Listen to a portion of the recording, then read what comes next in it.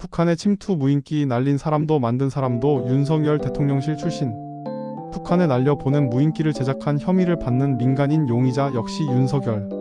정부 당시 대통령실에서 근무했던 것으로 18일 확인됐다. 연합뉴스 취재를 종합하면 30대 남성.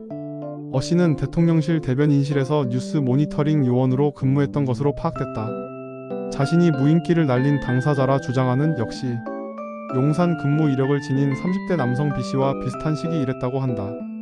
어 씨는 지난 16일 북한의 한국발 무인기 침투 주장을 수사 중인 군경합동조사 태스크포스 TF에 소환돼 조사받은 인물이다. TF는 어 씨가 무인기를 제작한 것으로 보고 있다. 어 씨는 지난해 11월에도 경기 여주 일대에서 미신고 무인기를 날린 혐의 항공보안법 위반로 검찰에 송치됐는데 당시 기종이 이번에 문제된 것과 같은 것으로 알려졌다. 군경은 연구실에서 만든 기체를 실험했다는 어 씨 해명에 따라 대공 혐의점은 없다고 판단했다. 서울의 한 사립대 선후배 사이인 어 씨와 B 씨는 2024년 학교의 지원을 받아 창업한 무인기 제작 업체에서 대표와 이사를 맡았다. 2020년에는 통일 관련 청년 단체를 조직해 함께 활동하기도 했다.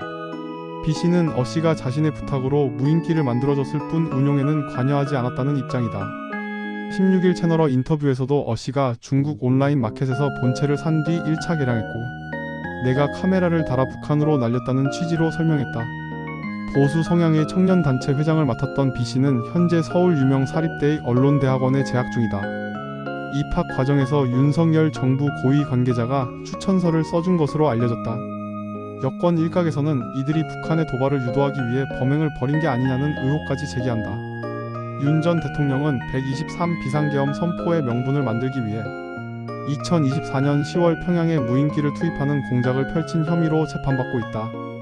그러나 B 씨는 무인기를 보내 예성강 인근 우라늄 공장의 방사선과 중금속 오염도를 측정하려 한 것이라고 주장한다. 지난해 정부가 사실이 아니라고 밝힌 북한 핵폐수의 서해 유입 의혹을 검증하려 했다는 것으로 풀이된다. 경찰은 어 씨가 B 씨와 무인기 운용을 공모했을 가능성을 염두에 두고 범행 동기와 경위 등을 조사 중인 것으로 밝혀졌다. 감사합니다. 코미였습니다. 좋은 정보 되셨으면 좋겠고 구독과 좋아요는 사랑이에요.